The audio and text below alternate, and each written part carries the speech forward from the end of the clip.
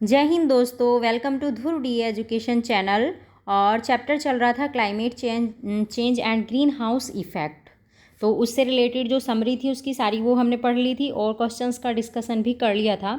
ज़्यादातर क्वेश्चंस हमने रिवीजन कर लिए हैं इसके, लेकिन हाई लेवल क्वेश्चंस जो हैं वे रह गए थे। आज उनका हम क्विक रिवीजन करेंगे और एक टॉपिक और करेंगे हम इसके अंदर, ओजोन लेयर। उससे रिलेटेड समरी पढ़ेंगे और उससे रिलेटेड जितने भी क्वेश्चंस बने हैं एग्जाम में अभी तक उन सब का हम रिवीजन करेंगे। ठीक है, चलिए तो शुरू करते हैं आज की क्लास। और क्लास शुरू करने से पहले प्लीज़ वीडियो पे फीडबैक ज़रूर दें। अगर वीडियो अच्छी लग रही हो तो वीडियो को शेयर ज़रूर करें और चैनल को सब्सक्राइब ज़रूर करें। ठीक है, चलिए तो शुरू करते हैं। फर्स्ट क्वेश्चन है, what is green house protocol? Green house protocol क्या है? आंसर देखेंगे। आंसर है इसका ए।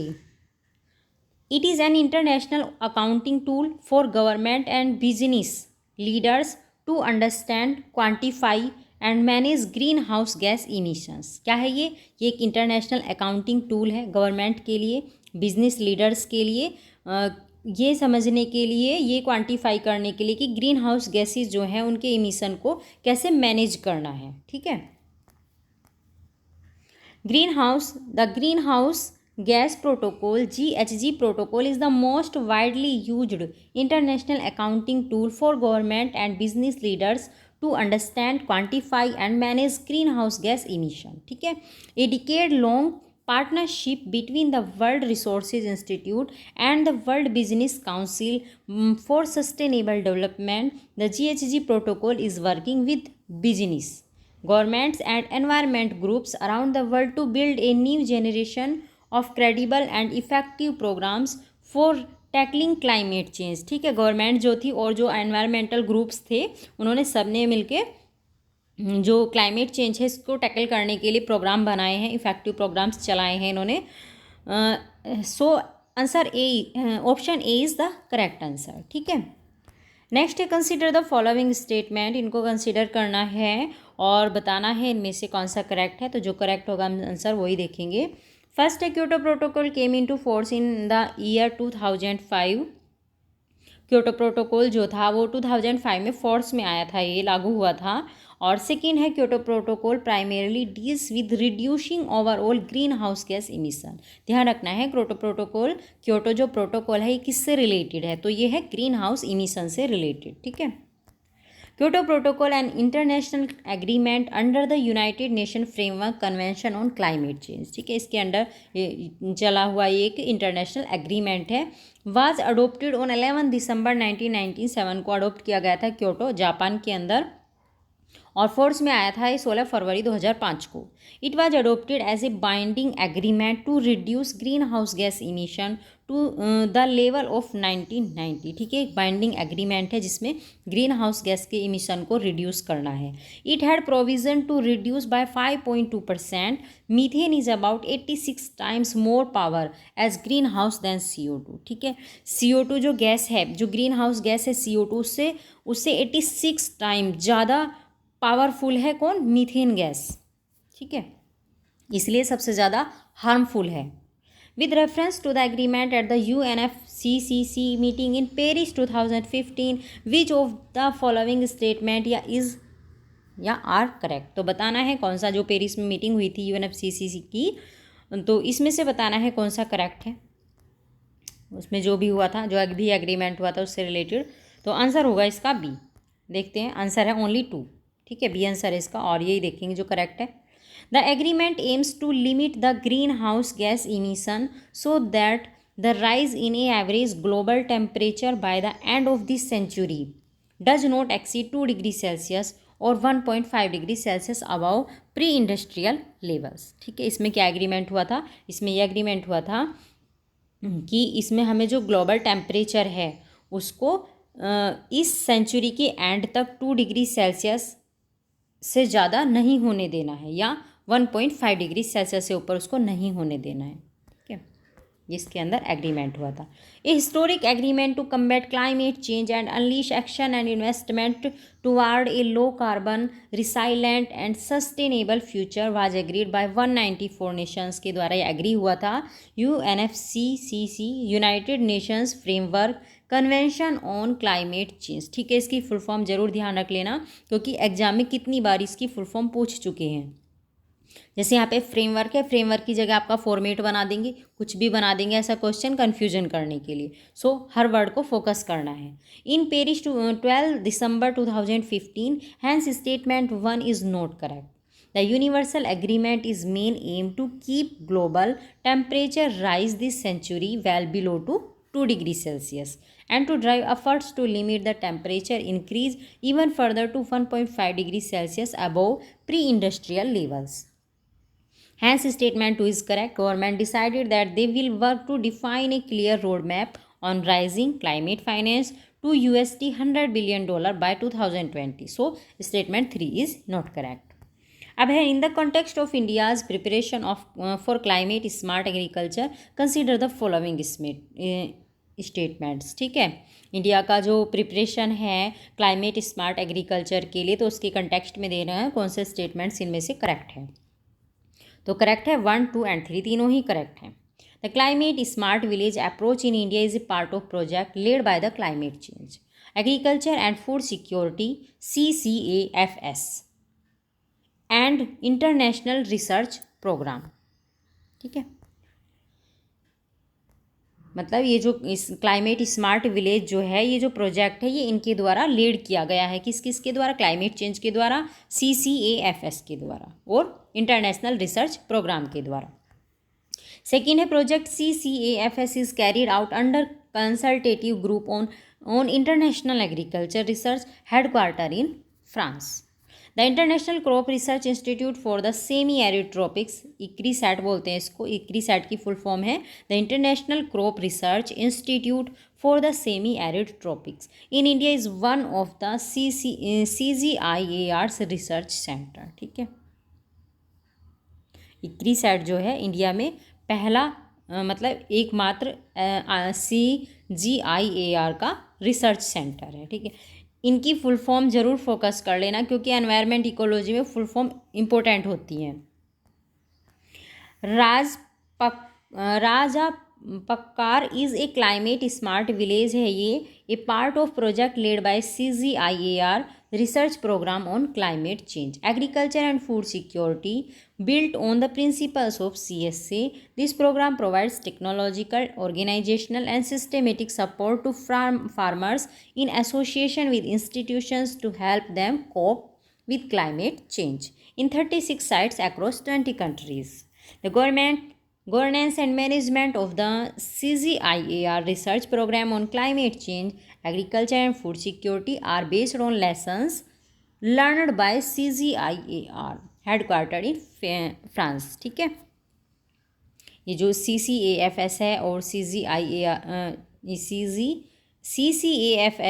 जो है, ये किस पे बेस्ड है? ये CGIAR पे बेस्ड है, और इसका ध्यान रखेंगे हेडक्वार्टर कहाँ पे है? फ्रांस के अंदर। The International Crop Research Institute for the Semi Arid Tropics ICRISAT has been awarded in 2021। Africa Food Prize दिया गया था ICRISAT को। और ICRISAT a CGIAR research centre is non profit, non political, public और international research organization that conduct agriculture research for development in Asia and sub Sahara Africa with a wide array of partners throughout the world. ठीक है, चलिए next है which of the following countries does not have a global atmosphere watch station to collect data on world temperatures. तो कौन सी country के पास ये global atmosphere watch station नहीं है? तो ये है इंडिया के पास नहीं है। The global atmosphere watch programme of the World Meteorological Organization WMO promotes systematic and reliable observation of the global atmospheric environment. Currently, GAW coordinates activities and data from 32 global stations, but at present in India there is no GAW station। ठीक है, GAW station मतलब global atmosphere watch.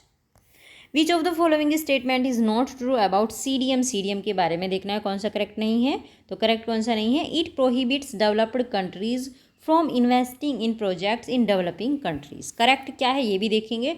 ये क्या करता है? Control करता है green house gas emission को, CDM, और ये ग्लोबल वार्मिंग को रिड्यूस करता है। Kyoto protocol suggest for assessment of the sustainable development of it. ठीक है, the clean development mechanism CDM की फुल फॉर्म है is one of the flexible mechanism defined in the Kyoto Protocol that provides for emission reduction project. The CDM is one of the protocol's project-based mechanism and designed to promote projects by developed countries among developing countries that reduce emission. Developed countries के द्वारा developing countries में इस project को promote किया गया है ताकि जो ग्रीन हाउस गैस का इमिशन है वो रिड्यूस हो सके।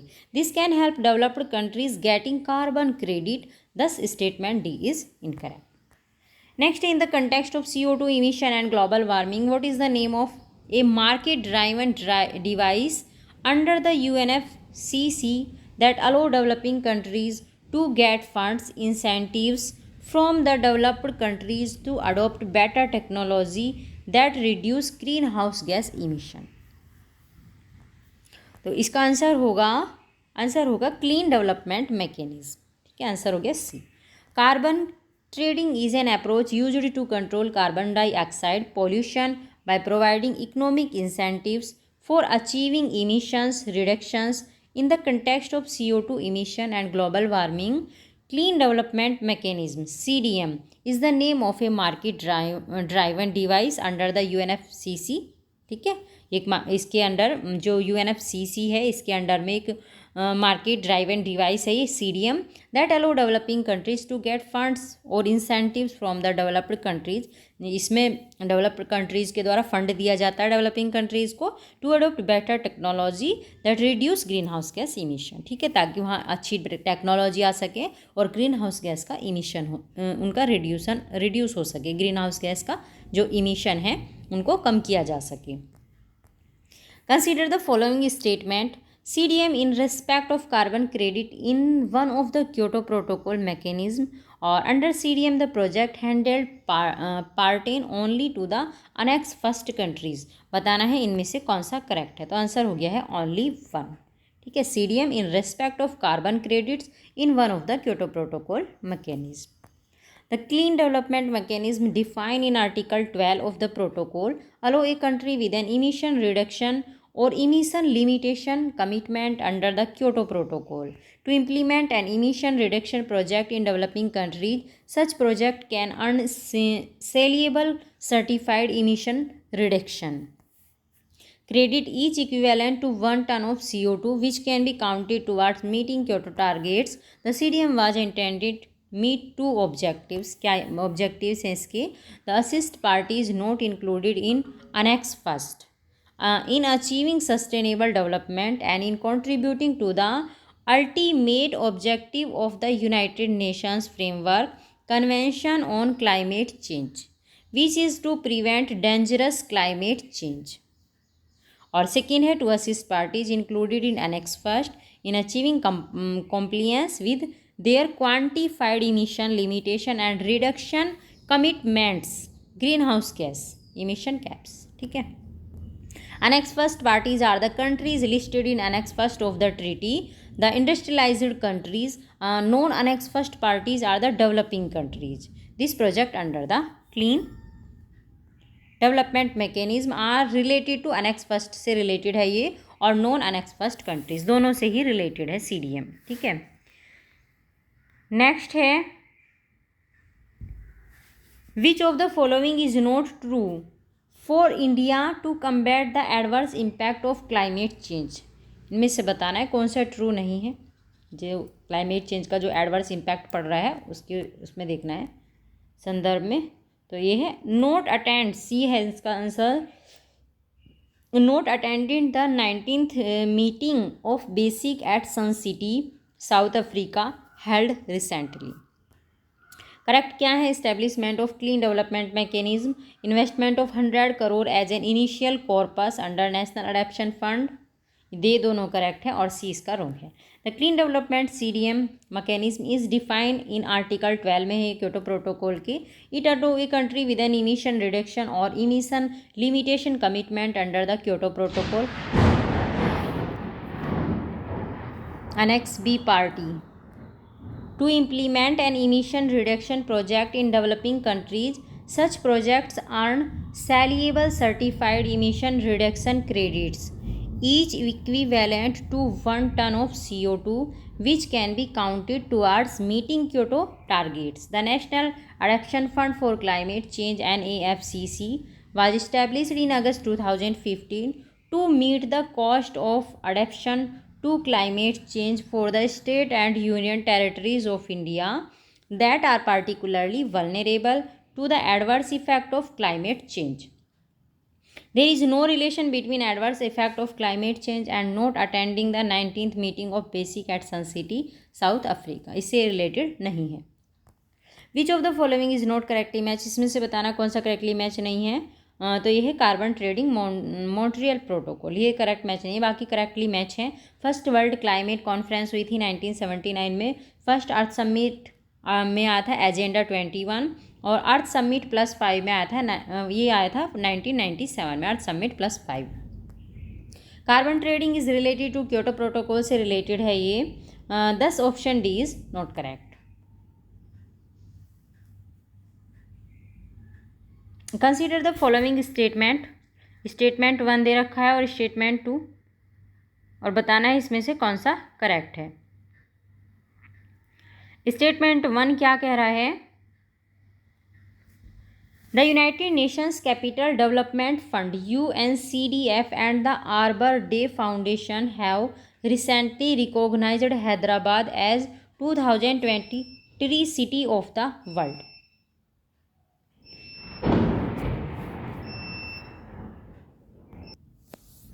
यूनाइटेड नेशंस ये हो गया. इसमें कहा गया है कि United Nation Capital Development Fund UNCDF और जो आर्बर डे फाउंडेशन है इन्होंने अभी हैदराबाद को 2020 में tree city of the world recognise किया है. सेकंड स्टेटमेंट है Hyderabad was selected for the recognition for a year following its commitment to grow and maintain the urban forest. तो बताना है which one of the following is correct in respect of the following statement. तो कौन सा correct है. Statement 1 is not correct but statement 2 is correct. The tree city of the world programme is an international effort to recognise cities and towns committed to ensuring that their urban forest and trees are properly maintain. किस लिए दिया जाता है. ये देखा जाता है कि वहाँ के जो अर्बन फॉरेस्ट हैं और जो ट्री हैं वे अच्छे से मेंटेन है या नहीं है ना. अगर अच्छे से मेंटेन है तो उसको Tree city of the World declare किया जाता है. Sustainably managed and duly celebrated. ठीक है. The Arbor Day Foundation is a non profit conservation and education organization founded in 1972 in Nebraska. इसमें फाउंड किया गया था आर्बर डे फाउंडेशन और एक नॉन प्रॉफिट कंजर्वेशन है. United States by John Rosenow. It is the largest non profit membership organization dedicated to tree planting को dedicated है. Hyderabad is placed alongside 119 other cities from 63 countries. Hyderabad has become the only city in India to be recognised as a tree city of the world by the Arbor Day Foundation and the Food and Agriculture Organization FAO of the United Nations. Hence statement 1 is not correct. ठीक है. Tree city of the world जो है ये कौन recognise करता है इसको tree city को. तो ये करते हैं आर्बर डे फाउंडेशन और FAO. ठीक है. अब I consider the following pairs. Consider करना है इनको और बताना है कौन सा इसमें से करेक्टली मैच है. तो आंसर होगा सी. केवल clean development mechanism CDM Kyoto protocol. ठीक है. बस यही मैच है इसके अंदर. Unexpressed countries Cartagena protocol. Certified emission reduction Nagoya protocol. ये तो दोनों ही रॉन्ग है. Unexpressed countries participated in the first Kyoto protocol में पार्टिसिपेट किया था अनएक्सप्रेस्ड कंट्रीज ने 37 unexpressed countries and the EU agreed to second round Kyoto targets. Certified emission reduction CER are a type of emission unit issued by the Clean Development Mechanism. Executive Board for Emission Reduction achieved by CDM project and verified by a DOE. DOE मतलब Designated Operational Entity under the rules of the Kyoto Protocol. Cartagena Protocol is a supplementary protocol of the Convention on Biological Diversity से related है Cartagena Protocol, और it is committed to preserving biodiversity from live modified organism LMO caused by the adoption of biotechnology. Cartagena protocol was adopted, कब adopt हुआ था ये 2000 में, और effect में आया था 2003 में। नागोया प्रोटोकॉल इफेक्ट में आया था ये 2014 के अंदर, और it is A supplementary protocol of CBD। ठीक है, CBD का सप्लीमेंट्री प्रोटोकॉल है ये। CBD मतलब कन्वेंशन ऑन बायोलॉजिकल डाइवर्सिटी। ठीक है, it is concern with access to genetic resources and fair distribution of benefits from them, hence C is the correct answer. अब है next, in the context mitigating the impending global warming due to anthropogenic emission of carbon dioxide, which of the following can be the potential site for carbon saturation, sequestration है ये, सेचुराइजेशन गलत बोल गया है, sequestration. ठीक है, और बताना है इसमें से करेक्ट आंसर बताना है इसका। तो आंसर हो गया है डी, तीनों ही करेक्ट है। अबेंडन्ड एंड अनइकोनॉमिक कोल सीन्स, और डेप्लीटेड ऑयल एंड गैस रिजर्वर्स, और subterranean deep saline formations. Carbon sequestration is the process of capturing and storing atmospheric carbon in plants, geological structures and sea। ठीक है, इनके अंदर carbon की capturing क्या करता है, कार्बन की प्रोसेस को देखता है, उसकी प्रोसेस को कैप्चर करता है कि प्लांट्स के अंदर कार्बन की क्या प्रोसेस है, जियोलॉजिकल स्ट्रक्चर के अंदर क्या है, और सी के अंदर क्या है। In the context of mitigating the impending global warming due to anthropogenic emission of carbon dioxide, abandoned and uneconomical coal seams, depleted oil and gas reservoirs, and subterranean deep saline formations could be the potential sites for carbon sequestration. In rural road construction, the use of which of the following is preferred for ensuring development, environmental sustainability, or to reduce carbon footprint? तो इसका answer होगा इसका एक copper slag, और cold mix Asphalt technology, और एक है जियो textiles. In rural road construction, the use of copper slab, cold mix asphalt technology, and geotextiles are preferred for ensuring environmental sustainability or reduce carbon footprint। ठीक है, इनका use किया जाता है ताकि कार्बन फुटप्रिंट को रिड्यूस किया जा सके। ठीक है, which of the following statement best describes carbon fertilisation. तो ये कार्बन फर्टिलाइजेशन क्या होता है, आंसर है इसका A, increased plant growth due to increased concentration of carbon dioxide in the atmosphere. Plant की ग्रोथ होती है किस लिए, क्यों होती है, क्या कारण होता है कि एटमॉस्फेयर में CO2 का कंसंट्रेशन इंक्रीज हो जाता है, तो उसको बोलते हैं carbon fertilisation. Carbon fertilisation effect suggest that the increase of carbon dioxide in the atmosphere increase the rate of photosynthesis in plant. The effect varies depending on the plant species, the temperature, and the availability of water and nutrients. From a quarter to half of Earth vegetated lands has shown significant greening over the last 35 years, largely due to rising level of atmospheric carbon dioxide. अब next question regarding carbon credits, which one of the following statement is not correct. इनमें से बताना है कौन सा correct नहीं है। Carbon credits के रिगार्डिंग में देखना है, और तो आंसर हो गया इसका डी, क्या करें, सही नहीं है। Carbon credits are traded as a price fixed from time to time by the United Nations Environment Programme. और करेक्ट क्या है ये भी देखेंगे। The carbon credit system was ratified in conjunction with Kyoto Protocol, और carbon credits are aware to countries और groups that have reduced green house gases below their emission quota. Carbon credit award दिया जाता है उन countries को जो अपने यहाँ पे जो ग्रीन हाउस गैसेज हैं उनके इमिशन को रिड्यूस करती हैं। और थर्ड है, the goal of carbon credit system is to limit the increase of carbon dioxide emission. ठीक है। The Kyoto Protocol established cap on the maximum quantity of greenhouse gas emissions. These countries set internal quota on emission from installations. Countries run by local business and other organizations, generically termed operators. Countries oversee this responsibility through their own national registries, which are required to be validated and monitored for compliance by the UNFCCC. Each operator is allocated an allowance of credits. Each unit gives the owner the right to emit 1 metric ton of CO2.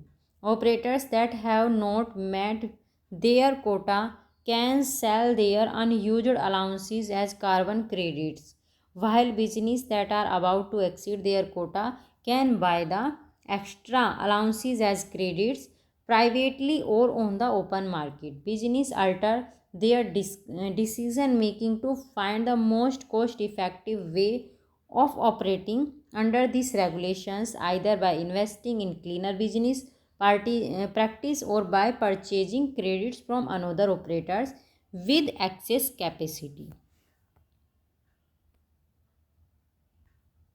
क्या पूछा था इसमें? Carbon credits. ठीक है, carbon credits के बारे में इन्होंने पूरा पैराग्राफ समझा दिया है और मैंने तो रीडिंग कर दिया है यहाँ। ठीक है, अच्छे से समझ लेना खुद, क्योंकि मैं यहाँ आपको समझा नहीं सकती हूँ, बस मैं यहाँ आपका ना क्विक रिवीजन करा सकती हूँ। अगर समझाने में लगूंगी तो घटना चक्र तो पूरी हो ही नहीं पाएगी एग्जाम से पहले। ठीक है। The concept of carbon credit originated from Kyoto protocol. ठीक है, the concept of carbon credit originated कहाँ से आया था? क्योटो प्रोटोकॉल से आया था। ये carbon credit is a permit that allow the company that holds it to emit a certain amount of carbon dioxide और other green house gases. 1 credit permits the emission of a mass equal to 1 ton of carbon dioxide. ठीक है, जो 1 credit जो permission होता है ना, emission मास का, वो किसके इक्वल होता है? 1 टन की, कार्बन डाइऑक्साइड के 1 टन के इक्वल होता है। क्योटो प्रोटोकॉल अडोप्ट किया गया था 1997 में। Owing to a complex ratification process it entered into force 16 फरवरी 2005 को फोर्स में आया था। और 192 पार्टीज़ क्या थी इस टाइम पे हैं क्योटो प्रोटोकॉल के अंदर। In short, Kyoto Protocol operationalizes the United Nation Framework Convention on climate change by committing industrialized countries and economies in transition to limit and reduce greenhouse gases emission in accordance with agreed individual targets. The convention itself only asks those countries to adopt policies and measure on mitigation and report periodically. Next है biocarbon fund initiative for sustainable forest landscape is managed by, किसके द्वारा manage किया गया था? ये world Bank के द्वारा। Biocarbon fund initiative for sustainable forest landscape is multilateral fund supported by donor governments and managed by the World Bank. Norway has committed maximum $135 million, UK $120 million and USA $25 million for this fund. ठीक है, इसके लिए दिए हैं इन्होंने. This fund seeks to promote a reduction in greenhouse gases from the land sector. Consider the following statement. In statement को consider करना है और बताना है इनमें से क्या करेक्ट है. तो करेक्ट है इसका answer B. CCAC focus on a methane, black carbon and hydrofluorocarbon. ठीक है, जो ये CCAC है climate and clean air coalition, ये किसको फोकस करती है? मीथेन, ब्लैक कार्बन पे और हाइड्रोक्लोरोफ्लोरोकार्बन पे. The climate and clean air coalition CCAC is a voluntary partnership of governments, intergovernmental organizations, business, scientific institutions, civil society organizations committed to improving air quality or protecting the climate through actions to reduce short-lived climate pollutants. ठीक है, ये जो जितनी भी बताए हैं, जैसे government हैं, इंटर गवर्नमेंटल ऑर्गेनाइजेशंस है, साइंटिफिक इंस्टीट्यूशंस हैं, तो इन सब की पार्टनरशिप है. और इसका क्या पर्पज़ है? एक तो एयर क्वालिटी को इम्प्रूव करना है इसका पर्पज़, और क्लाइमेट जो पॉल्यूटेंट्स हैं उनको कम करना है. It is A coalition formed by 53 countries हैं इसके अंदर and various institutions. CCAC mainly focus on methane पे फोकस करती है ये, ब्लैक कार्बन और क्लोरोफ्लोरोकार्बन पे। Along with spreading awareness about the effect of short lived climate pollutants, the coalition also work for its mitigation strategy and to promote new operations at the regional and national level. Along with this, the allies of the coalition also recognize the fact that minimization of short-lived climate pollutants is capable of working as supplementary and supplement in global effort to minimize carbon dioxide. Next है concerning forest carbon partnership facility, और बताना है कौन सा correct है, इसके बारे में कौन सा स्टेटमेंट करेक्ट है। तो करेक्ट आंसर होगा सी, ओनली 1 and 3 करेक्ट हैं। इट इज़ ए क्या है ये, फॉरेस्ट कार्बन पार्टनरशिप फैसिलिटी। ये क्या है, ये ग्लोबल पार्टनरशिप है गवर्नमेंट्स की, बिजनेस, सिविल सोसाइटी और इंडिजीनियस पीपल की, और it assist the countries in their REDD plus reducing emission for deforestation and forest degradation efforts by providing them with the financial or technical assistance. The Forest Carbon Partnership Facility FCPF is a World Bank program है ये, और establish हुआ था 2008 में, and consist of a readiness fund and a carbon fund, इन दोनों से मिलके बना है ये। FCPF was created to assist developing countries को ये असिस्ट करता है, हेल्प करता है to reduce emission from deforestation and forest degradation. जो डिफोरेस्टेशन से या फॉरेस्ट डिग्रेडेशन से जो इमिशन हो रहा है उसको कम करने में। Enhance and conserve forest carbon stocks and sustainably manage forest by providing value to standing forest. So statement 2 is pass, does not provide fund to universities, individuals और इंस्टीट्यूशन। ये यूनिवर्सिटी, इंडिविजुअल और इंस्टीट्यूशन को fund नहीं देता है, developing countries को fund देता है ये। The scientific view is that increase in global temperature should not exceed 2 degree Celsius above the pre industrial level. If the global temperature increase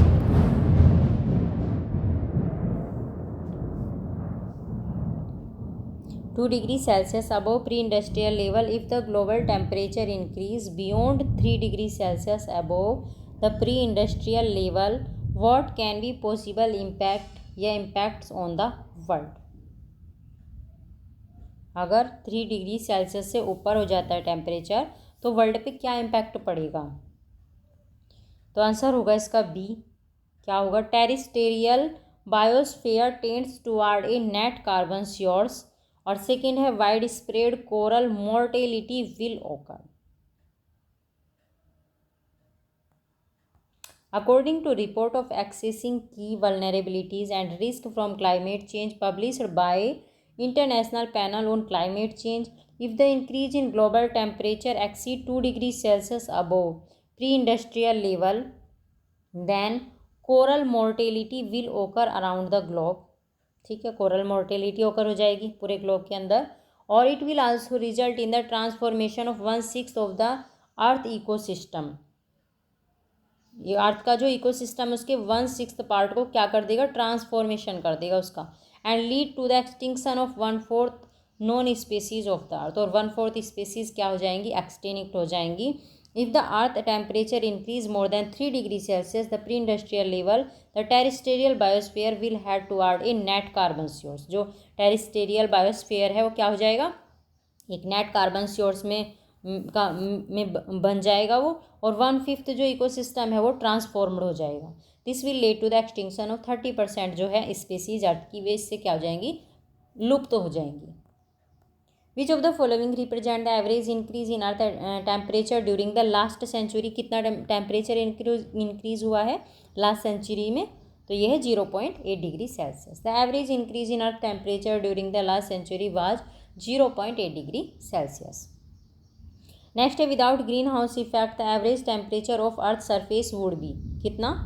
-18 degree Celsius. बिना green house effect के क्या होगा? अर्थ का जो एवरेज टेम्परेचर है कितना होगा? -18 degree Celsius.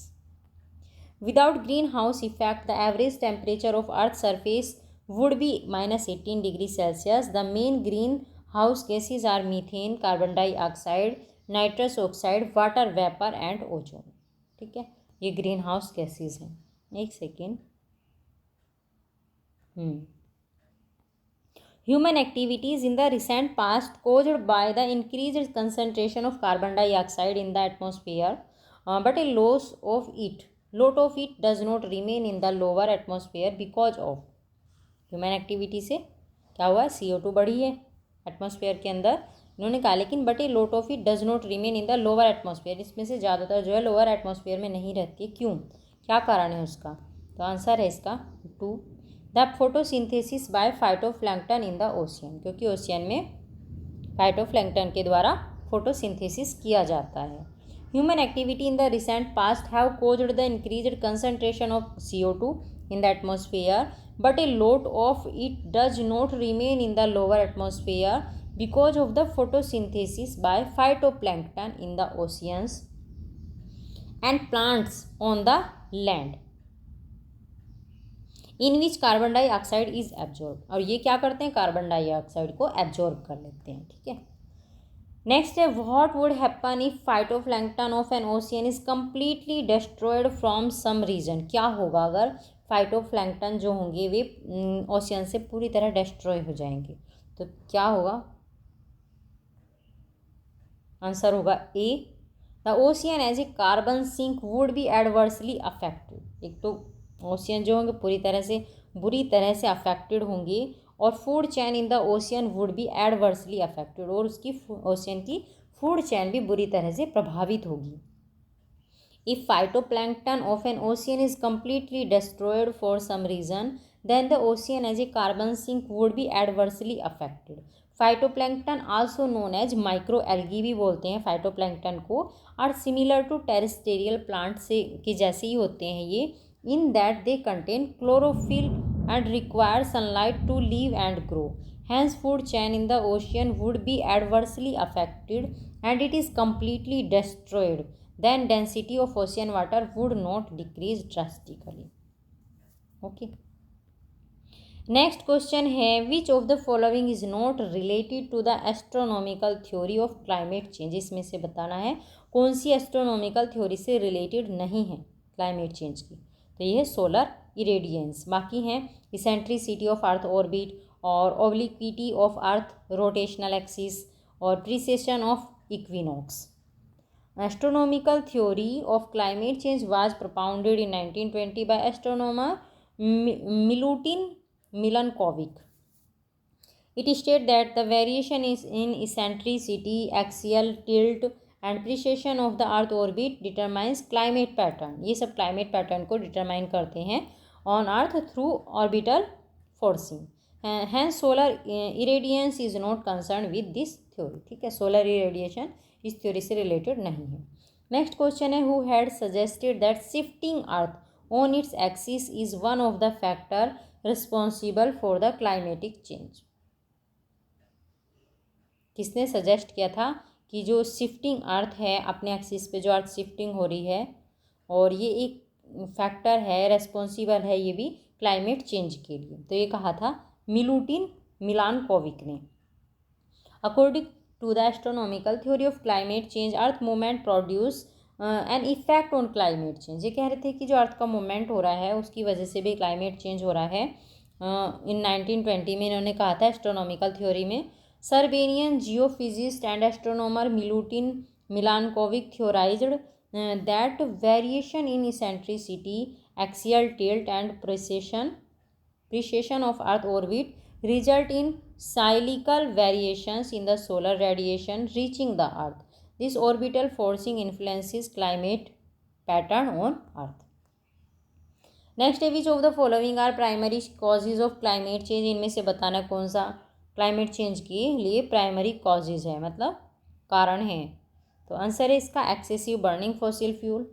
Fossil fuel ज़्यादा बर्न हो रहे हैं, उसकी वजह से क्लाइमेट चेंज हो रहा है, और हैविंग डिफोरेस्टेशन हो रहा है। ठीक है, there are two primary causes of climate change, factors that increase carbon emission and factors that increase carbon absorption.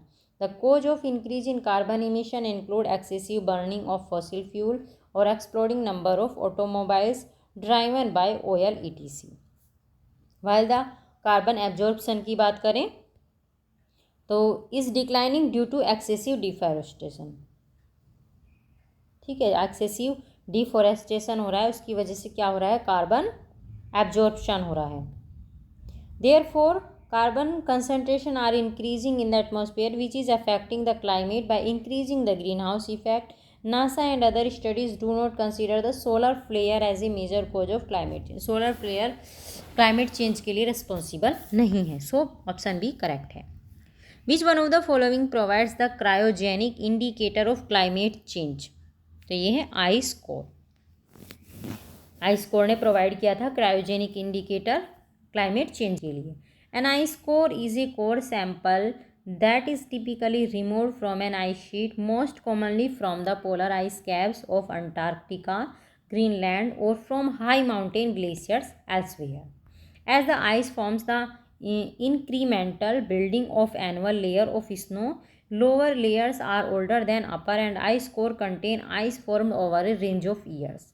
The properties of ice and the recrystallized clarification needed inclusions within the ice can then be used to reconstruct a climatic record over the age range of the core.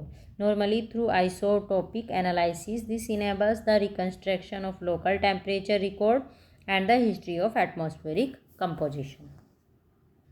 Next, with reference to Global Climate Change Alliance, which of the following statement is या are correct? बताना है इनमें से कौन सा statement correct है। तो answer होगा इसका 1 और 2 only.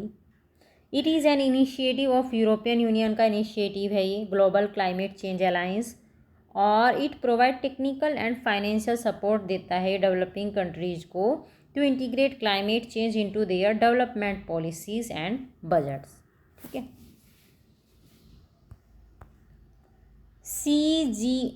GCCA established by European Union in 2007 में इस्टेब्लिश किया था to strengthen dialogue and cooperation with developing countries, in particular least developed countries and small island developing states seeds. It started it's network just 4 countries में start किया था इसने अपना network. Today it has budget of more than £300 million and is one of the most significant climate initiative in the world. It support 51 programme को support करता है around the world, is active in 38 countries में जो active हैं, 8 regions and sub regions and at global level. It complete its growth through 2 interactive strong pillars. These include providing technical and financial assistance to targeting developing countries. ठीक है, इसका जो object था इसने अपना ऑब्जेक्ट 2 पिलर से क्या किया है, कंप्लीट किया है. एक तो इसने जो डेवलपिंग कंट्रीज़ थी उनको फाइनेंशियल सपोर्ट दिया है, उनको टेक्निक प्रोवाइड की हैं for the integration of climate change in their development policy and budget. और the overall aim of GCCA is to create a new treaty between the European Union and the poor developing countries who have the least potential to deal with climate change. It is coordinated by the European Commission. Okay. Next, India's first national action plan on climate change was released in. कब release हुआ था India का पहला national action plan climate change पे? तो ये हुआ था 2008 AD में. India's first national action plan on climate change was released in June 2008 by the Prime Minister Manmohan Singh. Which of the following is not listed under 8 action of the climate action plan of Government of India? तो ये है atomic energy, बाकी include हैं solar energy, waste energy conservation और afforestation. Climate action plan of government of India was launched 30 June 2008. और क्या क्या plan है इसके अंदर इंक्लूड नेशनल सोलर मिशन है, national mission for enhanced energy efficiency, national mission for sustainable habitat, national water mission, national mission for sustaining the Himalayas ecosystem, और national mission for green India, national mission for sustainable agriculture और national mission on strategic knowledge for climate change. ये सब इसके अंदर include है. Nuclear power और जो atomic energy है ये इसके अंदर नहीं आती है. नेक्स्ट है which one of the following is not included in 8 mission under India's national plan on climate change. बताना है कौन सा इसमें से इंक्लूड नहीं है। सोलर पावर भी है, एफोरेस्टेशन भी है, वेस्ट ऑफ एनर्जी कंजर्वेशन भी। कौन सा नहीं है? Nuclear energy. तो आंसर हो गया इसका C. When was Jharkhand action plan on climate change publish? कब हुआ था पब्लिश? 2013 में Jharkhand action plan. Supported by UNDP, the state government of Jharkhand initiated the process of developed Jharkhand action plan on climate change on May 2011. The state steering group and state advisory group were formed through a state government notification. The Department of Environment and Forest led the preparation of JAPCC in consultation with various departments. On 23rd December 2013, final public consultation meeting was organized at Jamshedpur में इसकी final meeting हुई थी for sharing of the draft. JAPCC shared it with concerned department and the general public for comments and feedbacks. JAPCC endeavors reframing development pathway with low carbon growth, at the same time ensuring that development opportunities are protected, supported and increased. Next according to Jharkhand action plan on climate change which is most sensitive district? तो कौन सा सबसे ज़्यादा sensitive district है? तो ये है सरायकेला खारसवान। ठीक है, Saraikela Kharsawan. According to Jharkhand plan on climate change report, Saraikela Kharsawan is the most sensitive district with score of 0.78 which shows its vulnerability. The measurement is prepared on the scale of -1 plus 1 which shows respectively vulnerability. अब है next question, which of the following statement regarding global warming? और global warming से related देखना है इसमें से कौन सा स्टेटमेंट करेक्ट है। तो आंसर होगा इसका सी। 1, 3 एंड 4 करेक्ट हैं। क्या करेक्ट है देखते हैं। Melting of polar ice caps and subsequent rise in the ice level is the most important effect of global warming. ठीक है, आइस कैप मेल्ट हो रही हैं, ग्लेशियर मेल्ट हो रहे हैं, सी लेवल इंक्रीज हो रहा है, तो ये मोस्ट इंपॉर्टेंट इफेक्ट पड़ा है ग्लोबल वार्मिंग का। और एक है, और कौन सा करेक्ट है? सेकंड तो करेक्ट नहीं है, थर्ड करेक्ट है। All the coral island in the world will be submerged. ठीक है, और by 2044 AD Fiji is likely to be submerge. 2044 तक बता रहे हैं कि फिजी पूरी तरह से सबमर्ज हो जाएगा। And the rise in the sea level by the same year will pose a grave danger to the Netherland. ठीक है, सेकंड क्या कह रहे हैं? The sea level is likely to rise by 1 metre by 2070 AD if the present level of global warming is not controlled. तो answer देखते हैं। According to the Intergovernmental Panel on climate Change, a rise temperature between 1.4 से लेके 5.8 degree Celsius has been estimated between 1990 to 2100 AD. This would result in melting polar ice and subsequent rise in sea level. As per IPCC, the sea level is expected to rise from 0.33 meter to 0.45 metre from 1990 से 2100 AD तक। इतनी expected है कि इतना सी level rise हो जाएगा 0.33 metre तक। AD hence statement 1 is correct, 2 is not correct. The rise in sea level is estimated to B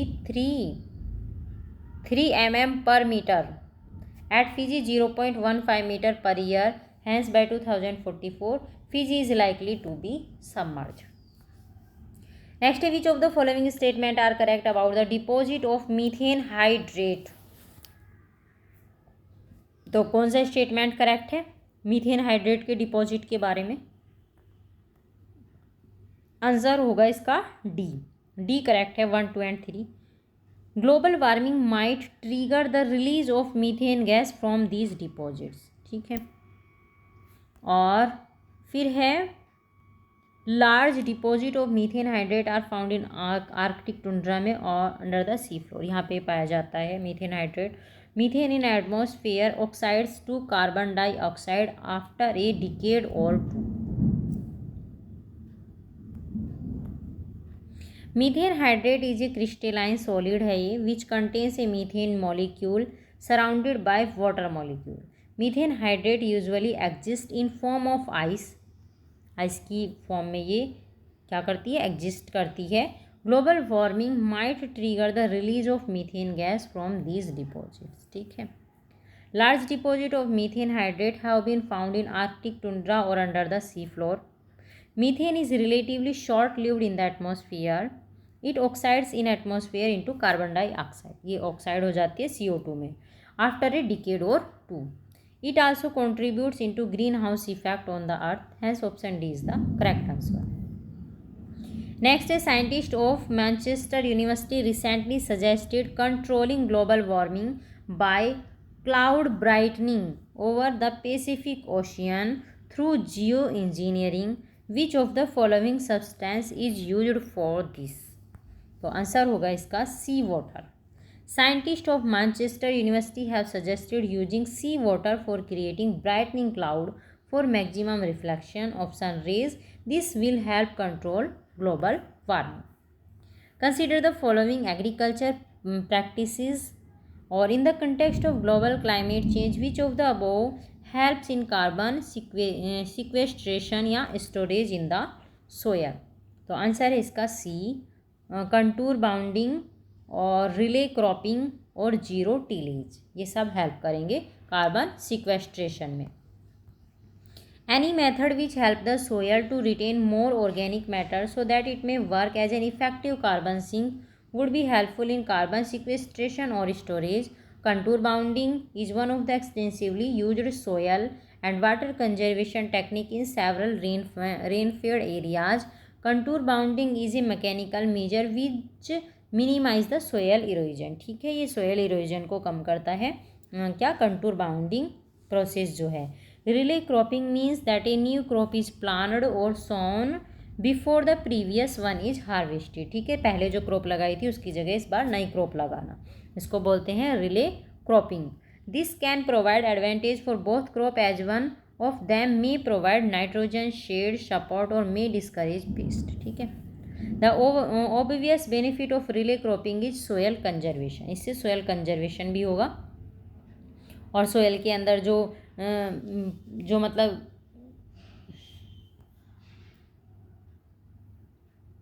soil के अंदर पाए जाने वाले जो तत्व हैं जैसे नाइट्रोजन है, ये सब उसमें बने रहेंगे।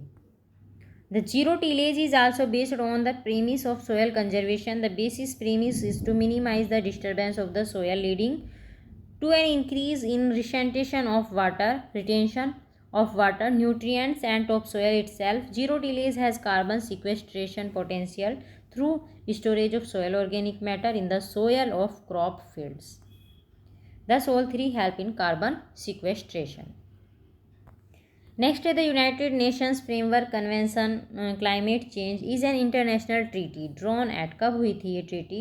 ये हुई थी UN Conference on Environment and Development, Rio de Janeiro 1992 में। The United Nations Framework Convention on Climate Change is an international environment treaty adopted at the United Nations Conference on Environment and Development UNCED, informally known as the Earth Summit बोलते हैं इसको, और कहाँ held हुई थी ये, Rio de Janeiro में 1992 में। Intended nationally determined contributions sometimes seen in news refer to, क्या है, क्या रेफर करती है ये, नेशनली डिटरमाइंड कॉन्ट्रीब्यूशन, क्या है ये, world action plan to deal with climate change, ये वर्ल्ड एक्शन प्लान है क्लाइमेट चेंज से डील करने के लिए। Countries of the world adopted a historic international climate agreement at UN Framework Convention on Climate Change Conference at Paris COP21 in Paris in December 2015। COP21 हुआ था Paris के अंदर। Countries publicly outlined post 2020 climate action they intended to take under this agreement. This was known as intended nationally determined contribution। फिर है which of the following statement is incorrect for the green climate fund के बारे में देखना है कौन सा statement incorrect है। तो ये है फर्स्ट इनकरेक्ट है, it was established by Durban conference on climate change, ये रॉन्ग है, बाकी करेक्ट है। It would support programme and policy in developing nation, developing nation में जो प्रोग्राम और पॉलिसी होंगी उनको सपोर्ट करेगा ये। The developed nations would provide the fund और the fund will start operating from 2014। Green Climate Fund GCF was formally established during the 2010 United Nations Climate Change Conference in Cancun. जो Cancun में जो climate change conference हुआ था ये उसमें establish हुआ था ग्रीन क्लाइमेट फंड, मैक्सिको में हुआ था ये. It is a fund within the framework of the UNFCCC founded as a mechanism to assist developing countries in adaptation and mitigation practice to counter climate change. The GCF is based in New Songdo district of Incheon, South Korea. It is intended to be the centerpiece of efforts to raise climate finance $100 billion a year by 2020. Next, which of the following statements regarding the green climate fund is या are correct? इनमें से बताना है green climate fund के बारे में कौन सा करेक्ट है. तो ये करेक्ट है only one. It is intended to assist the developing countries in adaptation and mitigation practice to counter climate change. It is intended to assist the developing countries in adaptation and mitigation practice to counter climate change. ठीक है, developing countries को assist करेगा ये green climate fund. ठीक है, climate change को counter करने के लिए. Green Climate Fund was founded as a mechanism to assist developing countries in adaptation and mitigation practice to counter climate change. The fund is governed by GCF board. The board consists of 24 members. 24 member है इसके अंदर. Next, which one of the following countries is the first country in the world to propose a carbon tax for its people to address global warming? तो इसका answer होगा answer D, New Zealand. A carbon tax is a free intended to make users of fossil fuel pay for climate change for their fuel use via Sweden. Finland, Netherlands and Norway have already introduced carbon tax.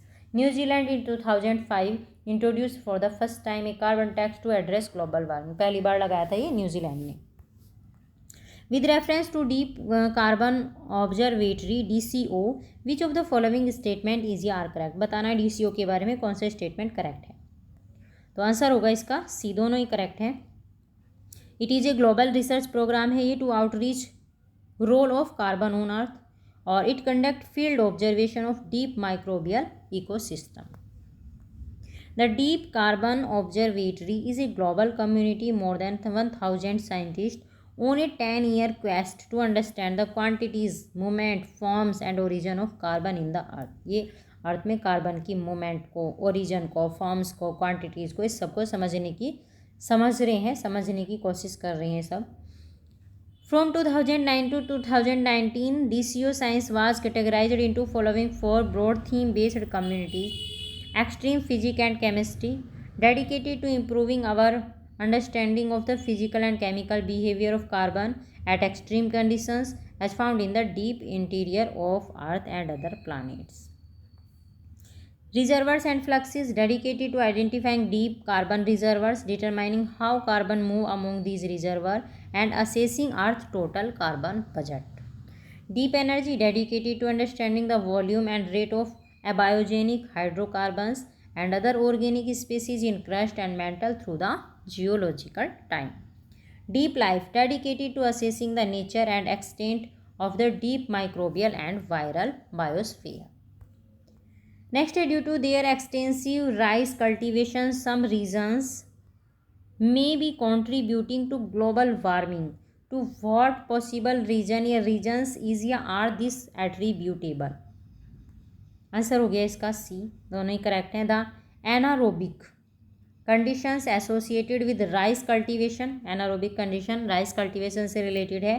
Cause the emission of methane, इससे क्या होता है, methane का emission होता है. When nitrogen-based fertilizer are used, nitrous oxide is emitted from the cultivated soil. The anaerobic conditions associated with the rice cultivation cause the emission for methane. When nitrogen-based fertilizer are used, nitrous oxide is emitted from the cultivated soil. ठीक है. Hence both statements given above are correct. Next question है, which of the following statements are true regarding the member of Asia Pacific partnerships. इसके बारे में बताना है कौन सा स्टेटमेंट ट्रू है. तो आंसर होगा इसका सी, 2, 3 एंड 4, 1 रॉन्ग है, बाकी करेक्ट हैं। They consume the world 48% of energy और they contribute nearly 48% of the world's green house gases और they intend to support the Kyoto Protocol. The population of Asia Pacific Partnership countries is 41% of the world population. They consume the world 48% of energy. 41% तो population है इसके अंदर, 48% ये energy को consume करते हैं. Contribute nearly 48% of the world green house gas, इसमें 48% contribute करते हैं ग्रीन हाउस गैस की इमिशन में. They intend to support the Kyoto protocol को सपोर्ट करते हैं. However some of the countries have not ratified it. Okay, तो ये चैप्टर हो गया आपका कंप्लीट. क्लाइमेट चेंज और ग्रीन हाउस गैस से इफेक्टेड सारी समरी, सारे क्वेश्चंस आपके रिवीजन हो चुके हैं. अब चैप्टर शुरू होगा आपका ओजोन लेयर से रिलेटेड. ओजोन लेयर की हम इसमें समरी देखेंगे और उसके फिर रिवीजन क्वेश्चंस का रिवीजन करेंगे. आज इसी क्लास में हम ये चैप्टर भी फिनिश कर देंगे. ठीक है, चैप्टर हो गया ओजोन लेयर. चलिए तो शुरू करते हैं. Ozone O3 consist of the 3 atoms of the oxygen. Oxygen के 3 एटम से बना है ozone. Ozone gas is found in very less amount in the atmosphere. बहुत कम पाई जाती है एटमोसफियर के अंदर. Ozone is a pollutant on the surface of the earth at the lower level of the atmosphere. It is harmful to the living organism. ये क्या है, एक पोल्यूटेंट भी है अर्थ के सरफेस पे पाया जाने वाला, और ये लिविंग ऑर्गेनिज्म के लिए बहुत ही हार्मफुल होता है. Where is at the higher level of the atmosphere it protect the earth from the ultra violet radiation of the sun. ठीक है, लोअर लेवल पे देखें तो ये एक पोल्यूटेंट का काम करता है, लेकिन अपर लेवल पे देखें तो ये अल्ट्रा वायलेट रेज को रोक के हमें उनसे प्रोटेक्ट करता है. और कहाँ पाई जाती है ओजोन लेयर? स्ट्रेटोस्फेयर में पाई जाती है. देखो ये सबसे पहले ट्रोपोस्फेयर आती है. ट्रोपोस्फेयर में क्लाउड बनते हैं, ट्रोपाउज है, फिर ये यहाँ है ये स्ट्रेटोस्फेयर, और यहीं पे ही होती है ओजोन लेयर. इससे आप आगे स्ट्रेटोपाउज है ये, और फिर है mesosphere. The earth's atmosphere is divided into several layer में डिवाइडेड है अर्थ की atmosphere. Each layer plays an important role. The layer extending about 10 to 50 kilometre is called the stratosphere. 10 से लेके 50 किलोमीटर तक जो लेयर है उसको स्ट्रेटोस्फियर बोलते हैं. The ozone layer is mainly found in the lower portion of the stratosphere. इसके lower portion में पाई जाती है स्ट्रेटोस्फियर की. From approximately 15 to 30 kilometres above the earth through the thickness varies seasonally and geographically. Ozone layer protect the earth from ultraviolet rays.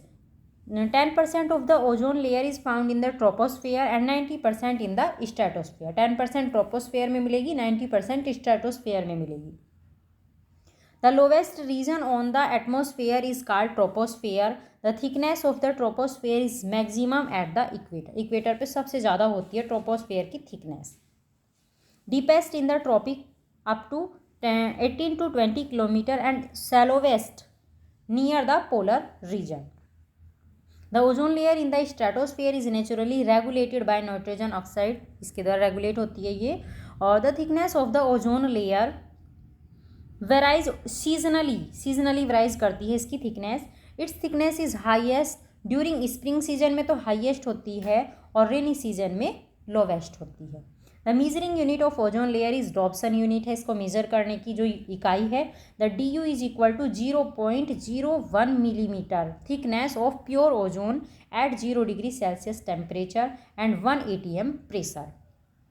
The total mass of ozone in atmosphere is about 3 billion metric tons. ये total mass है ozone का atmosphere के अंदर. Ozone layer depletion. British team first discovered ozone hole over Antarctica by using total ozone mapping spectrometer in 1985 में British team को Antarctica के ऊपर ozone में होल मिला था. CFC has the potential to destroy large amount of ozone. सबसे ज़्यादा नुकसान करती है CFC गैस ओजोन को क्या करने में, डिस्ट्रॉय करने में. ठीक है, by catalyzing the break down of ozone into oxygen. CFC is one of the major cause of the green house effect के लिए मेजर कॉज सबसे ज़्यादा देखें तो CFC ही इसका सबसे बड़ा योगदान होता है.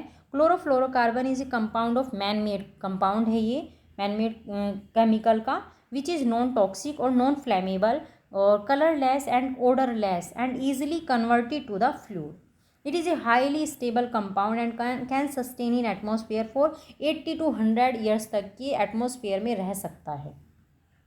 It is use in refrigerator में यूज होता है, एयर कंडीशनर में as a coolant. Since the 1960s use of chlorofluorocarbon is increasing due to the usage of refrigerator, air conditioners, spray cases, solvents, foam constructions और pressed toiletries और micro marine works in industries, cleaning electronic components and other applications.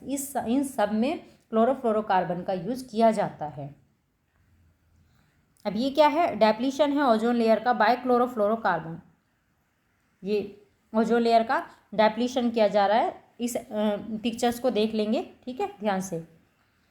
The gases filled in the refrigerator are sold by Mafron. Mafron के द्वारा sold किया गया है. Are sold as मैफ्रोन, ठीक है. जो गैस रेफ्रिजरेटर में फील्ड होती है वो मैफ्रोन के जैसे सोल्ड की गई है. और ammonia is also use as coolant in the big plant जो होते हैं उनके अंदर एमोनिया का यूज़ किया जाता है ठंडक करने के लिए. Ozone layer in the atmosphere prevent harmful ultraviolet rays from reaching to the earth surface. It the safeguard life on the earth. Gases responsible for the depletion of the ozone layer are CFC, halon 1211, 1211 और 1301, nitrous oxide and trichloroethylene etc. ठीक है, ये gases है जो ozone layer के depletion के लिए responsible है. Ozone formation takes place at a very slow pace in the polar region of the atmosphere. Therefore the effect of ozone layer depletion is maximum over the pole. Pole के पास सबसे ज़्यादा effect depletion होता है. और जो, ठीक है, हाँ, ध्यान रखेंगे, पोलर जो इफेक्ट है ओजोन लेयर का सबसे ज़्यादा कहाँ पे होता है, पोल्स के पास में. Nitric acid in the polar stratospheric clouds react with chlorofluorocarbon. This reaction produces chlorine, which is responsible for photochemical destruction of the ozone layer. Since stratospheric clouds help chlorine compound to convert into chlorine atom depleting ozone layer, their presence is also a factor responsible for the formation of the ozone hole.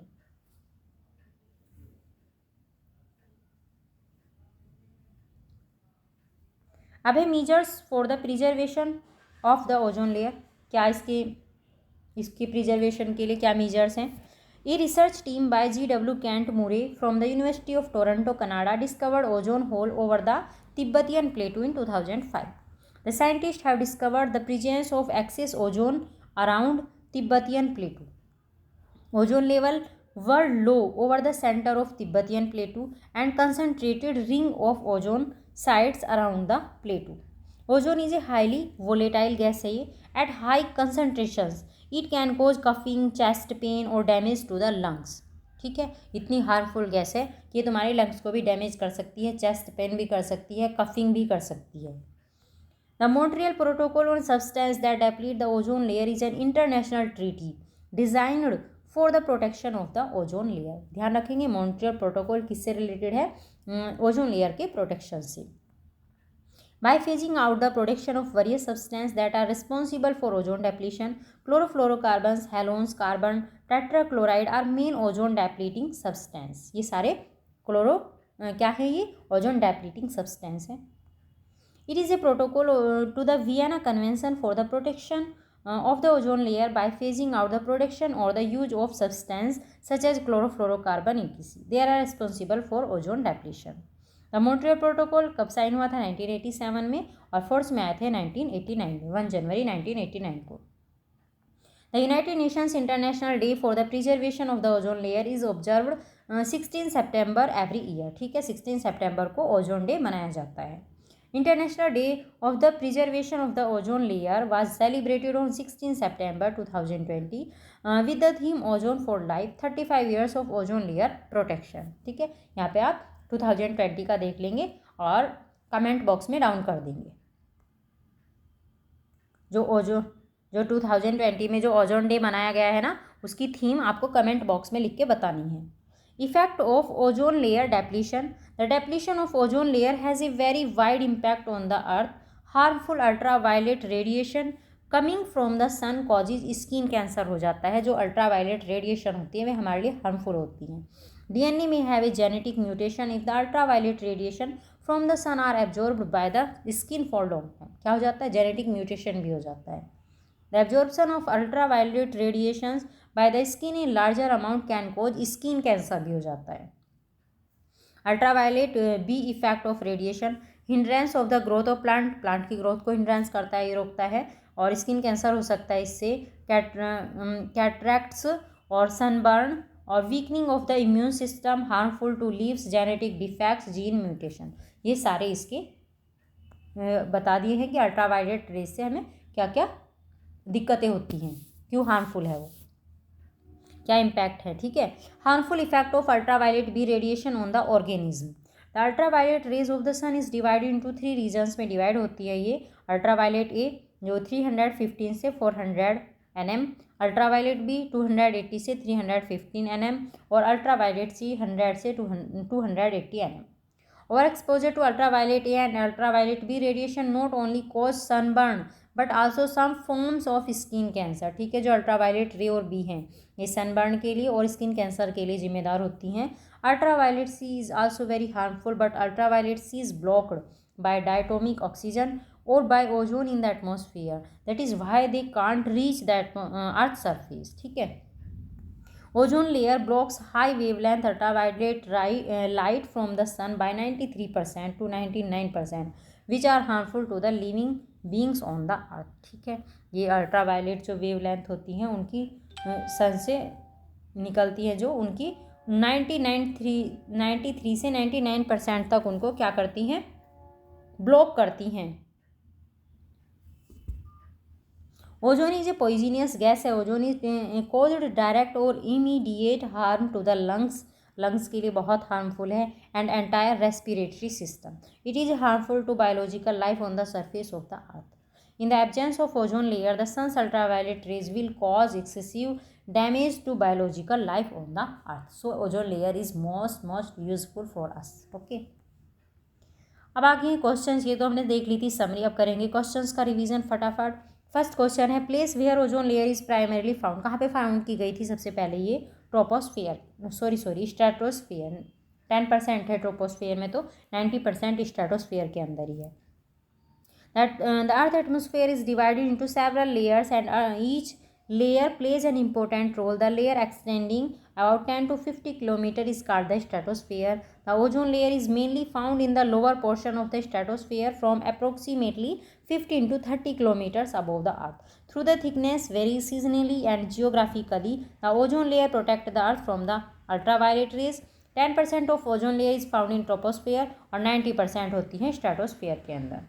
Second question है the maximum concentration of ozone is found in the which of the following. कौन सी layer में सबसे ज़्यादा पाई जाती है ozone? तो ये है स्ट्रेटोस्फियर के अंदर. थर्ड है ozone layer is located in. कहाँ पे लोकेटेड होती है? स्ट्रेटोस्फियर में. Ozone layer is above earth crust around. लगभग कितनी ऊंचाई पे है ये अर्थ की क्रस्ट से? 20 किलोमीटर. अप्रोक्सीमेटली तो 15 to 30 किलोमीटर है above earth surface.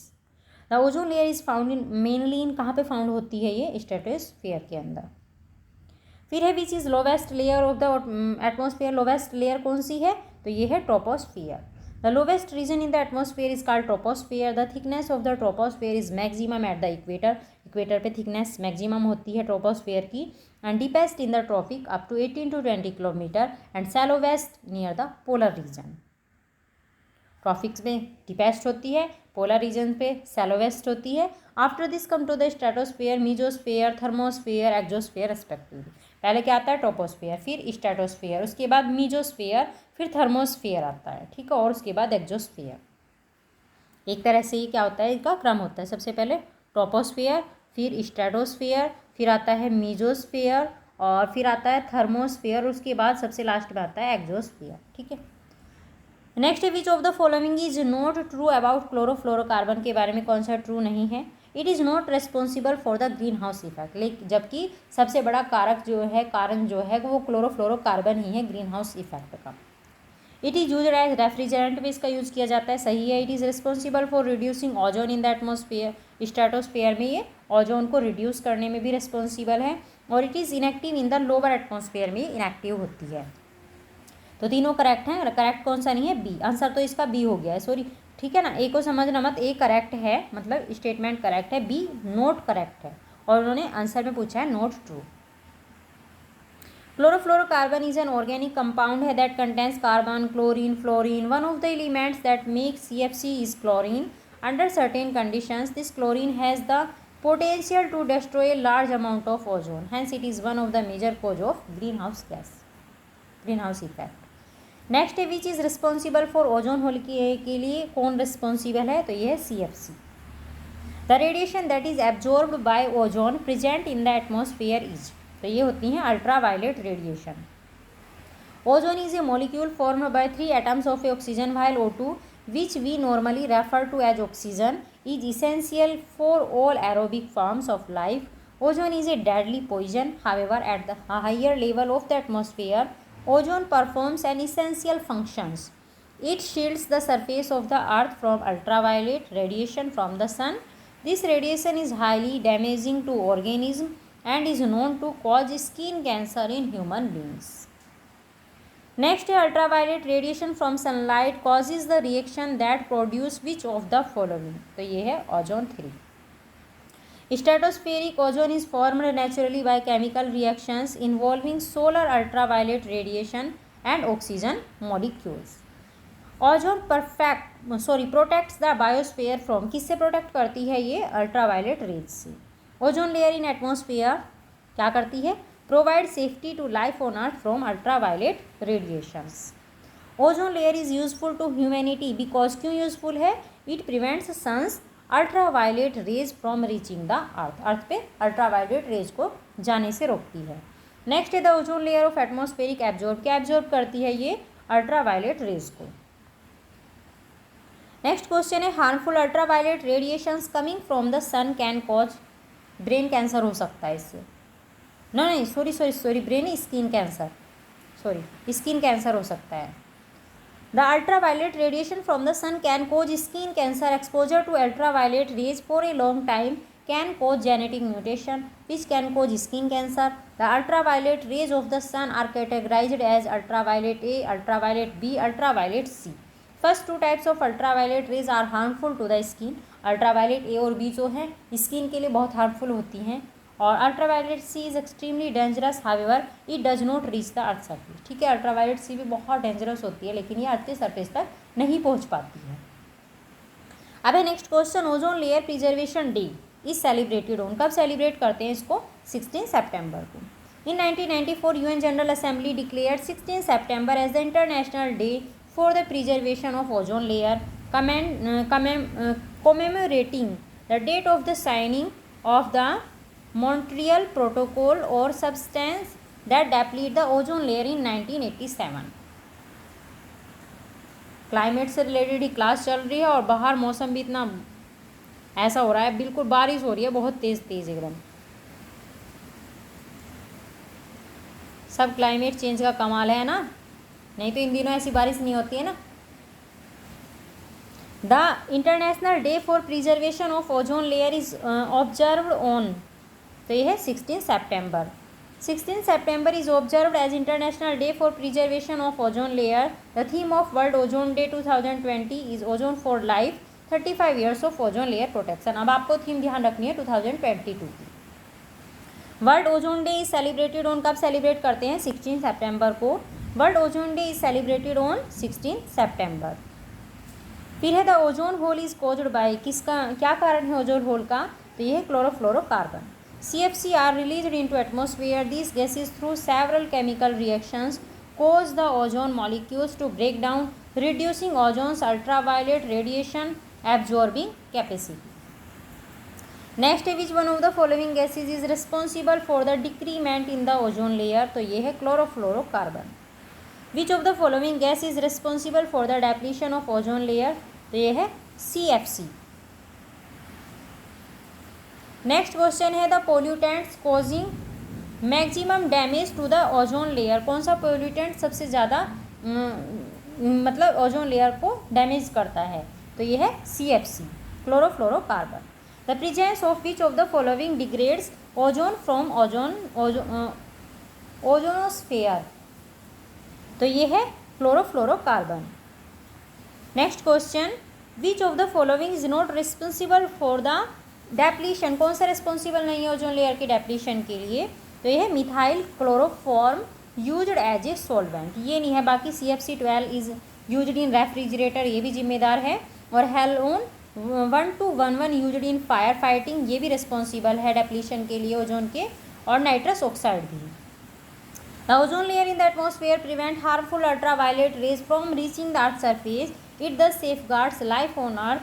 Gases responsible for the depletion of the ozone layer CFC, halon 1211, 1301 और nitrous oxide और trichloroethylene etc.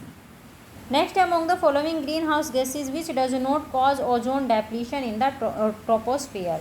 देखना है कि कौन सा ट्रोपोस्फेयर में ओजोन डेप्लीशन के लिए का कोज नहीं है। तो यह कार्बन मोनोऑक्साइड, बाकी मीथेन और नाइट्रोजन ऑक्साइड और वाटर वेपर्स, ये सब क्या है ओजोन के डेप्लीशन के लिए जिम्मेदार हैं। The green house gases responsible for ozone depletion in the troposphere are water vapour, carbon dioxide, methane, ozone, nitrous oxide और क्लोरोफ्लोरोकार्बन। ठीक है। Formation of the ozone hole is maximum over, सबसे ज़्यादा जो ओजोन होल, सबसे बड़ा ozone hole कहाँ पे बना है। तो ये बना है अंटार्कटिका में, अंटार्कटिका के ऊपर। The ozone hole is not technically a hole where no ozone is present but is a region of exceptionally depleted ozone in the stratosphere over Antarctica. Montreal Protocol is related to the protection of, ये है ozone layer के protection से related.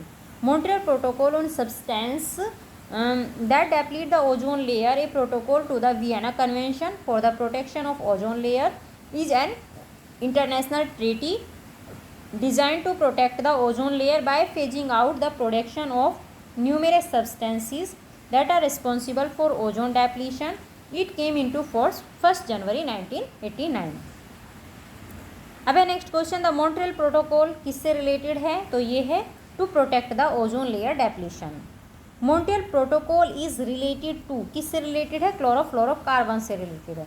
Montreal Protocol is related to protect the ozone layer which is depleted mainly by carbon dioxide and chlorofluorocarbons। ठीक है। तो ये आपके short questions का रिवीजन हो गया फटाफट। अब हम देखेंगे हाई लेवल के क्वेश्चंस। फर्स्ट क्वेश्चन है, in stratosphere the level of ozone is naturally regulated by, किसके द्वारा ये नेचुरली रेगुलेट किया जाता है। तो ये है नाइट्रोजन डाइऑक्साइड के द्वारा। The ozone layer in the stratosphere is naturally regulated by nitrogen dioxide. The thickness of the ozone layer varies seasonally. The thickness is highest during spring and lowest during rain. Measurement unit क्या है इसकी, Robson unit है। और 1 DU किसके equal होता है, 0.01 mm के। Thickness of pure ozone at 0 degree Celsius temperature at 1 atm pressure. Next question है, consider the following statement, chlorofluorocarbons known as ozone depleting substance बोलते हैं इसको, CFC को। और ये यूज़ किया जाता है, किस में यूज़ किया जाता है ये, in the production of plastic form और in the production of tubeless tyres, in cleaning certain electronic component, इनमें तो यूज़ किया जाता है। As pressurising agent in aerosol cans, तो ये किस में यूज़ किया जाता है, इसका आंसर होगा C 1, 3 एंड 4। एक बार और देखेंगे, 1, 3 एंड 4 आंसर। प्लास्टिक फॉर्म में भी यूज़ किया जाता है इसको, और इलेक्ट्रॉनिक कंपोनेंट को साफ़ करने में इसका यूज़ किया जाता है। और as pressurising agent in aerosol cans, ठीक है, इनमें यूज़ किया जाता है। CFCR नॉन टॉक्सिक है, ये नॉन फ्लेमेबल है। Chemicals containing atom of carbon, chlorine and fluorine. They are used in manufacture of aerosol spray को बनाने में इसका यूज़ किया जाता है। Blowing agent for foam and packing materials, as solvents and as refrigerants. Trichlorofluoromethane can dissolve grease and used to clean electronic equipment. It is highly stable compound that can sustain in the atmosphere for 80 to 100 years तक ये atmosphere में sustain कर सकता है। Next, which of the following substances या are ozone डेप्लीटिंग, तो कौन सा है, CFC भी है, हेलेंस भी है और कार्बन टेट्राक्लोराइड भी है। ठीक है, तीनों ही है, आंसर हो गया है इसका D। Chlorofluorocarbon, halons or carbon tetrachloride, all ozone depleting substance. All these substances are banned after Montreal Protocol. Next is the formation of ozone hole in the Antarctic region has been a cause of concern. What would be the reason for the formation of this hole? क्या reason है इस hole के बनने का? तो reason है presence of prominent polar front and stratospheric clouds and inflow of chlorofluorocarbons. Nitric oxide in the polar stratospheric clouds react with chlorofluorocarbon के साथ ये रिएक्ट करते हैं जो पोलर स्ट्रेटोस्फेरिक क्लाउड होते हैं, और दिस रिएक्शन प्रोड्यूस क्लोरीन को प्रोड्यूस करता है ये reaction, which is responsible for photochemical distraction of ozone layer. ठीक है, ये ओजोन लेयर की डिस्ट्रैक्शन के लिए रिस्पॉन्सिबल होता है. Since stratospheric clouds help chlorine compound to convert in chlorine, particle में चेंज कर देते हैं क्लोरीन कंपाउंड को, ये depleting the ozone layer. Their presence is also a factor responsible for the formation of ozone hole. Next इस gas is filled in refrigerator में कौन सी गैस भरी जाती है? तो ये है freon. The gas is filled in refrigerator are sold as freon. These gases are a commonly halogenic hydrocarbon. Although ammonia is also used as coolant in big plant में ammonia का यूज़ किया जाता है. The correct answer to this question is option B. Next है which one of the following teams of scientist first discovered ozone hole over Antarctica. तो ये है British team ने सबसे पहले डिस्कवर किया था अंटार्कटिका के ऊपर ओजोन होल को 1985 में. Who among the following had discovered ozone hole hello over Tibetan plateau in 2005. ये किसने डिस्कवर किया था? तो ये थे G.W. Kent Moore. The leadership of G.W. Kent Moore, university of Toronto in 2005. The researchers discovered ozone hole over Tibetan plateau. Next है consider the following statement. Assertion दिया है reason ozone is essential for biotic life के लिए ozone essential है, और reason क्या है? The ozone layer protect the earth surface from high energy radiation, इससे हमको सेव करती है. तो आंसर हो गया इसका ए, करेक्ट है ना. अल्ट्रावायलेट रे से बचाती है और ये जरूरी भी है. The ozone layer is layer in earth's atmosphere which contains relatively high concentrations of ozone. This layers absorb 93 से 99% of sun high frequency ultraviolet rays, इनको ये एब्जॉर्ब कर लेती है, which is potentially detrimental to life on earth. Hence both assertion and reason are true. R is the correct explanation of A. However, if ozone is understood on a gas only, it is harmful to biotic life for being poisonous. ठीक है, लेकिन ozone gas जो होती है वो harmful होती है. ये ओजोन है और इसमें ये इसका स्ट्रक्चर दिखा दिया है ओजोन का. ऑक्सीजन के 3 कंपोनेंट से मिलकर बनती है.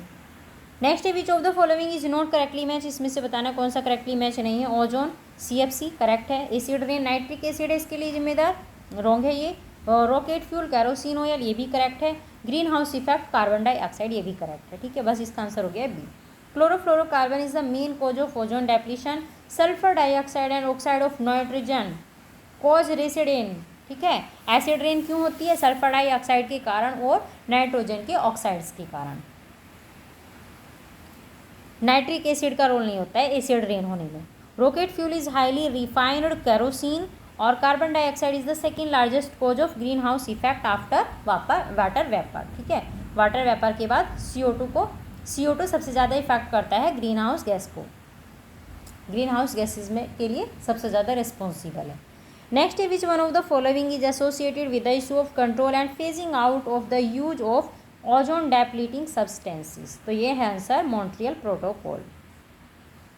सो चैप्टर कंप्लीट हो गया आपका. ओजोन से रिलेटेड चैप्टर भी कंप्लीट हो गया है, और क्लाइमेट चेंज का भी चैप्टर आपका कंप्लीट हो गया. 2 चैप्टर आपके कंप्लीट हो चुके हैं, और टोटल मिला के 5 चैप्टर कंप्लीट हो गए हैं. अब हम 6th चैप्टर डिस्कस करेंगे कल की क्लास में. ठीक है, और जल्दी ही आपकी एनवायरनमेंट इकोलॉजी बिल्कुल कंप्लीट हो जाएगी. कोशिश करेंगे 3-4 दिन के अंदर आपकी बुक कंप्लीट करवा दें, और उसके बाद देखेंगे कुछ जो वो जो मेन चीज़ है वो मैं कल बताऊंगी कल की क्लास में, क्योंकि हम सोच रहे हैं कि घटना चक्र कंप्लीट कराने के बाद उसके बाद हम आपको नोट्स पढ़ाएं, कुछ ऐसे नोट्स जो पेपर के लिए बहुत ही यूज़फुल होंगे.